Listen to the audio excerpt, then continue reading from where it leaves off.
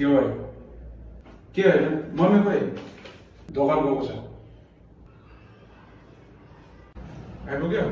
र काम गर्दै गर ल म आउँदैछु कहाँ गएको फेरि काम छ मेरो मम्मी एउटा काम छ तपाईँसित यहाँ म एकछिन के काम गरे भने भन् प्लिज के एउटा साइन गर्नुपर्ने थियो म गर्दिन बाबालाई भन् प्लिज लास्ट टाइम गरिदिनु न ले त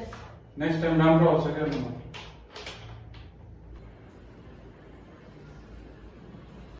आँसुको भारी